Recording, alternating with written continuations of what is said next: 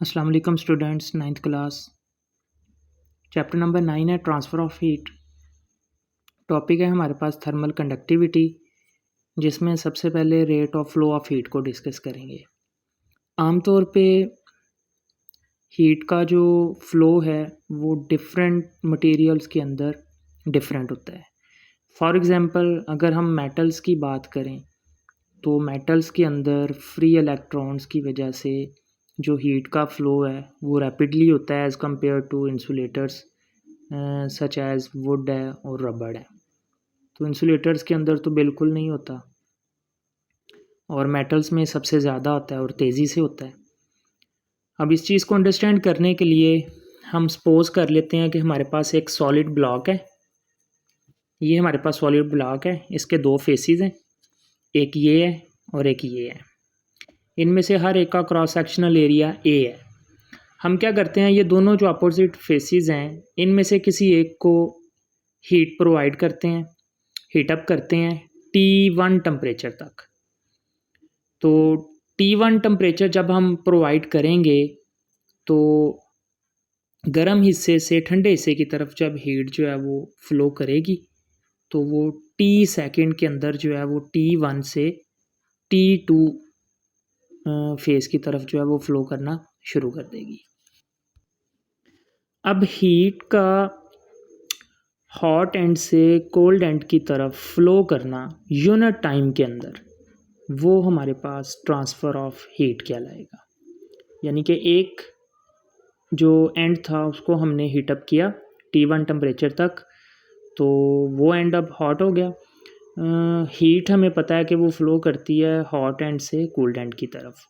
तो unit time के अंदर जो हीट फ्लो करेगी from hot end to cold end, that is rate of flow of heat. तो इसकी डेफिनेशन जो है वो हमारे पास इसी तरीके से है, the amount of heat that flows in unit time is called rate of flow of heat. Unit time के अंदर किसी भी सरफेस एरिया में से फ़्लो करने वाली जो हीट का रेट होगा वो rate of flow of heat कहलाएगा। इसका फार्मूला हमारे पास है rate of flow of heat equal to Q/T। अब यहाँ पे Q हमारे पास वो हीट है जो फ्लो कर रही है from hot end to cold end, और यूनिट टाइम T जो है वो हमारे पास यूनिट टाइम है। आगे हमारे पास कुछ फैक्टर्स आ जाते हैं जिन पे rate of flow of heat जो है वो डिपेंड करता है। उनमें नंबर 1 पे हमारे पास फैक्टर है cross sectional area of solid, इस पे भी रेट ऑफ फ्लो डिपेंड करता है। नंबर 2 पे लेंथ ऑफ सॉलिड, इस पे भी रेट ऑफ फ्लो डिपेंड करता है। और इसी तरीके से नंबर 3 पे है temperature difference between solid ends. ये 3 फैक्टर्स हैं जिन पे रेट ऑफ फ्लो जो है वो मटीरियल के अंदर डिपेंड करेगा। सबसे पहला हमारे पास फैक्टर है cross sectional area. Larger cross sectional area of a solid greater will be the rate of flow of heat through a solid. जितना किसी सॉलिड का क्रॉस सेक्शनल एरिया ज़्यादा होगा उतना ही रेट का जो फ़्लो है वो भी ज़्यादा होगा। यानी कि उतना जो रेट हीट के फ़्लो का है वो भी ज़्यादा होगा। तो Q/T ये rate of flow of heat है, ये डायरेक्टली प्रोपोर्शनल है cross sectional area of solid के। इसी तरीके से लेंथ ऑफ सॉलिड, तो अगर हम पीछे वाली डायग्राम को अपने माइंड के अंदर लाएं तो हमें पता चलता है जितनी किसी सॉलिड की लेंथ ज़्यादा होगी उतना ही हीट को ज़्यादा टाइम लगेगा हॉट एंड से कोल्ड एंड की तरफ आने में।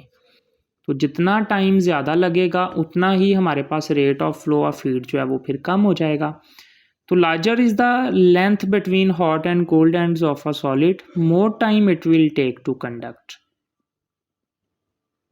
And smaller will be the rate of flow of heat.